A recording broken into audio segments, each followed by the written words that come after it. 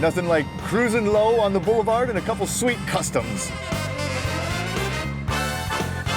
Let me just go on record saying I don't want to stop driving this car.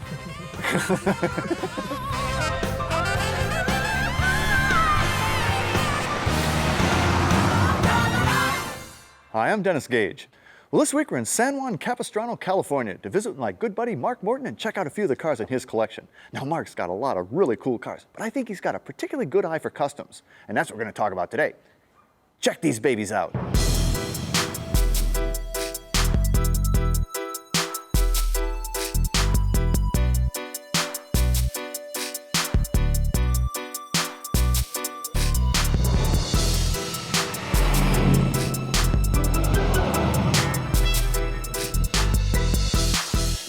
Well, Mark, you always have such cool cars. Well, we got a sort of a traditional hot rod or a true classic. We got a custom theme going today. Yeah, we do. A couple mild customs here. Personal faves: 54 Merc, 65 Riv. You know, both these done really, really beautifully. Thank you. Now, these are cars that I think both of them started out pretty cool from the factory. They're factory customs. And so, you know, I mean, you're just then making them even a little bit better. You do a little bit of personalizing. You get some of the things that the marketing people wanted on them, off them. Get that out of here. Yeah, and get them a little lower to the ground. And you got it, huh? Get ready to go cruising. So what all have you done? Obviously, she's been chopped, and I mean, French headlights. Did you do that? Yeah, or? French headlights, debadged. The scoop's been reworked. The hood opening, the grill opening's been reworked. Pretty fancy skirts back there. Yeah, they took a lot of work. The top on a car like this is not easy to chop down. No, it's not. And that's why so few of these are done. And it's not really the front that's the issue. It's the back, isn't it? Probably more difficult at the back because the shape and contours of the windows almost preclude a good-looking aesthetic end.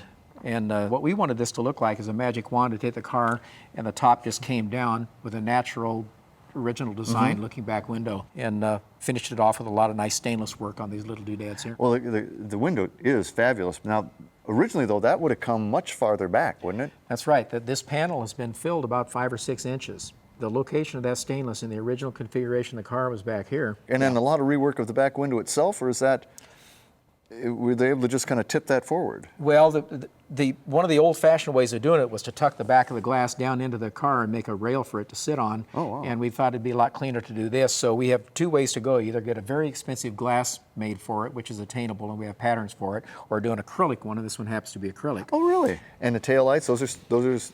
The taillights look stock, but there was a big backup light in the stock light here. So these bezels had to be completely remade, shortened and remade, and this sheet metal had to be built in here to get rid of the backup lights. Yeah, it looks awesome.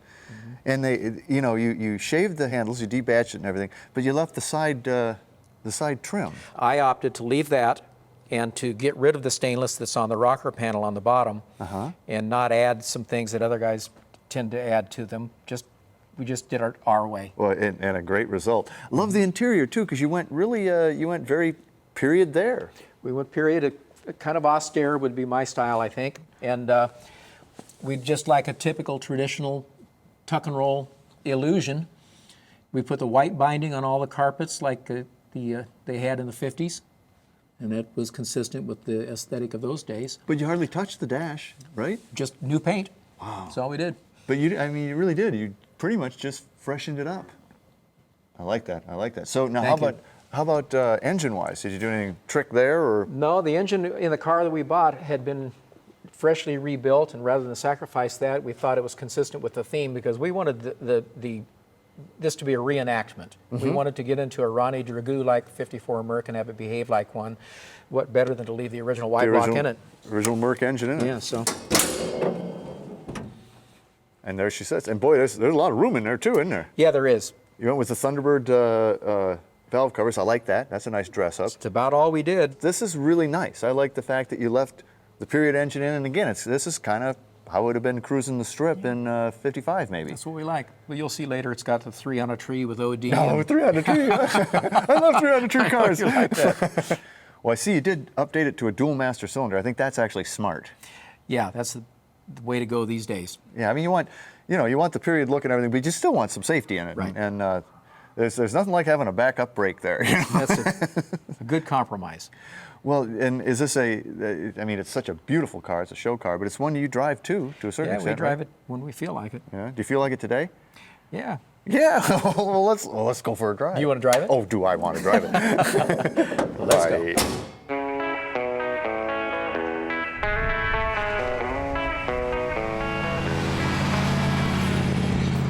I always love these cars. I mean, 54, 56, that whole era of Merc. I think it's really nice, and I love how they ride. Yeah. They just got that, you know, that kind of float along feel anyway. Yeah, they were into comfort.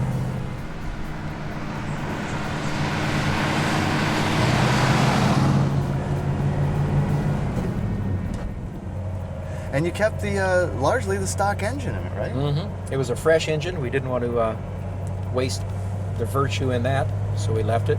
And it also was intended to be very much like the 54 or 55 mild custom experience. Thus, it should have had the stock engine. Of the day. Yeah. Of the day. Yeah. Well, and you know what you get with that is you get that great period sound.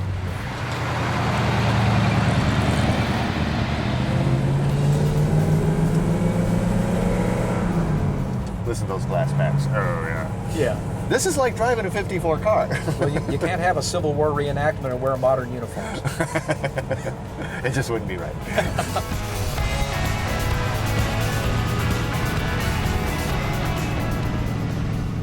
Boy, and this sits so low. The thing just kind of just sort of slides down the street almost, you know? That's it. But you went completely old school in your approach to bringing it down. I mean, there's no airbags or anything on this, No, right? I mean, it's enhanced with gas shocks, sway bars, and all of the things. It's still, as you can tell driving it, it's a 54 Merc. Yeah. It's probably a little better than they were at the time. But that's very much part of its charm.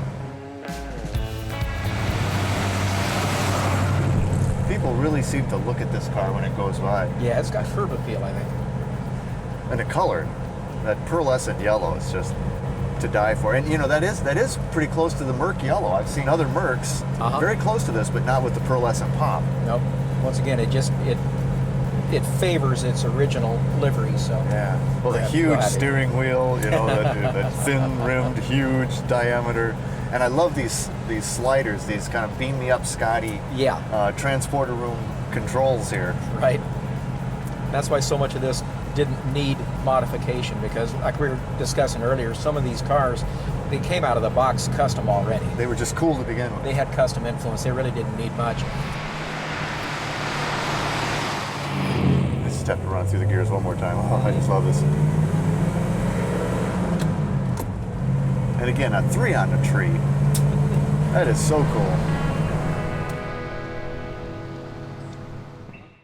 Well, Mark, that is one sweet 54 Merc. Thank you. Let's bring it up a decade. That was a custom of the 50s. Here's a custom of the 60s. Yep. The 65 Riv. Now, why the 65 Riv? Well, the same reason the 54 Merc, it came out of the box custom, and I think that they'd gotten better at it by the 60s, and this one took less than the 54 to please me, at least. Now, did a car like this play a role in your youth at all? I mean, was this one that I always wanted a Riv? Or? This when I graduated from high school in '64, I would immediately have wanted one of these. In fact, there was a kid who had a '63 Riviera. Ooh, cool. Definitely the coolest kid on the block, right? Lord, Oh, Skylark wires, great sound system, and he was the guy. And I was imprinted by that, and I had to get to be 200 years old before I could have it. But now you do. This is a very mild custom here. You've dropped it. You got and I like the Skylark wheels. That's a nice touch. Thanks. The color is unique, though. It's silver, but it's kind of green. So there's a little bit, almost a shade of blue. It's a blue-green, it's a silver. What is that color? It has some real character. I don't want to tell you, or you'd probably use it on one of yours. It could be. But yeah. It's a special blend, but it's kind of a greenish, right? It's a green. It's called Glacier Green Metallic. It's a BMW color that I saw on a new BMW 8 or 9 years ago when we were about to paint this, and it was perfect. And I went directly to the BMW guy, got a brochure, came back to my painter and pointed out the color and said, "Get that." Lo and behold, that's what it is. Huh? Now, in the front end, you didn't do too much here because it has such a wild front end to begin with. You cleaned up the grill a little bit. Exactly. We blacked out part of the grill, so the illusion is that it's just got horizontal bars in it. We don't run a front license plate, so we had to remove some parts on that bottom panel, and that's it. I mean, there's it. The clamshell headlight doors are stock. So. Those are so weird, Yeah. but they're really cool Yeah. at Yeah. the same time. Now you've dropped it down with the Merc. You used old school lowering techniques. Right. Is this on air suspension? This one's on air spring. It has its vices and it has its virtues. I think in balance it's a pretty good way to go, and it's fun to drop all the air out of it when you park the car. It looks real neat. And you can get in some predicaments where putting some air into it and raising it up a little bit doesn't hurt either. Yeah, well, when you're this low and you're trying to clear a driveway or something like that, it's nice to be able to bring it up. I always like the lines of these cars because they're so sharp. Another, and particularly this roof line. At this point where these three lines come together, I just think it's so clean and so crisp. I agree. It's interesting that the peaks on the Mercury approximate the peaks on this. But as that peak gets around here, it isn't as pointed, of And it course, because smooths it has a out. different radius. So Yeah. somehow it has to make a transition. But GM did that for us. We didn't have to a have nice anybody job. but the General on that one. And and it's a green interior, a dark green interior. Was that the color it came? The car, yeah, that's in fact is the correct material. We got correct restoration material for the trimmer, and he just did a tuck and roll. Now upholstery for the wood that's in there is, if I recall, that's not the photograph wood. That's real wood veneer, It's right? real wood, yeah.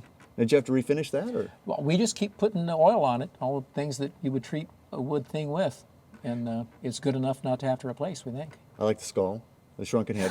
They got to have a shrunken head in a car like this, right? Well, as you and me against my wife.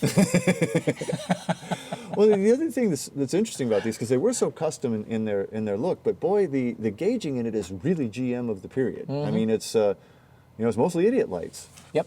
And then, did you do anything else really? Yes, we debadged it, and honestly, it was just dead simple. Took the badges off and lowered it. But it really twice, cleans twice. up the trunk, doesn't it? Boy, Yeah. that trunk area is nice. Man, this looks so custom. This was, all you did was take the badges off here? There's no Yeah. other work there? Well, the preceding 2 years of this car, the 64 and 63, had these tail lamps up in the body. Oh, yeah, that's right. And they did us a favor by putting them in the bumper this year, so once the Riviera was taken off the back of it, it became customized. It's smooth, Yeah. and it's just so slick looking. Now, this stock engine, too, you had what? It's a 401. Oh, okay. And they It's a also dual had, quad 401. they also had the 425, but this is a dual quad 401. Dual Still quad sucks 401. plenty of gas, Oh I'm sure. yeah, it can do that. yeah. And I probably don't need a 425 to get us out of our tracks pretty well, but it's just a basic stock. Basic Yeah. Buick. Yeah. I mean, that's what you're looking at. And this is a car that, I mean, this is one you just play with, isn't it? Yeah, it's in the rotation. We just drive it when we want to go somewhere. I'd like to go somewhere. You want to drive? I want to drive. All right, let's go. Let's do this one. Let's see how that dual quad 401 works.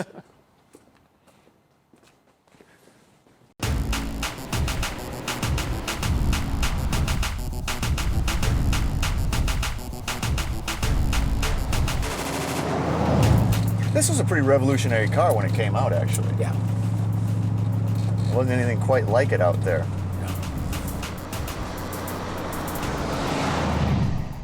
And Buick's always been this sort of, it's always been kind of an interesting brand. It's this luxury brand that always had a lot of punch. Yeah. It was like sophisticated muscle. Yep.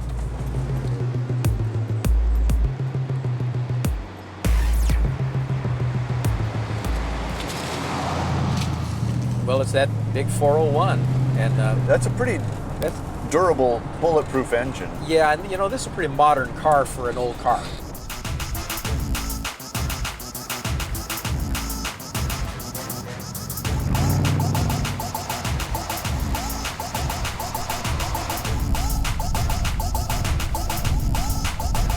You do feel like you're cruising in this car, though. It's like, Yeah.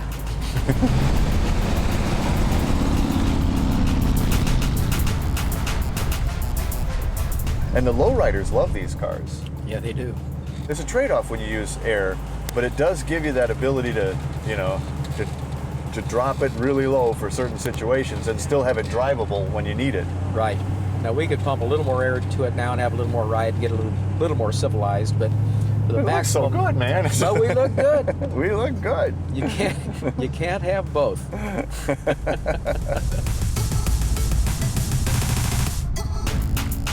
And this is one that you just play with. Just play. They're all really play, but this one is definitely in the rotation. It's a townie, goes to dinner, goes to a concert.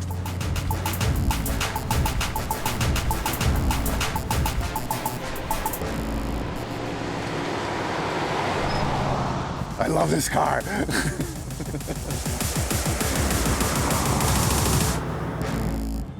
So until our next meeting, remember, honor the timeless classics.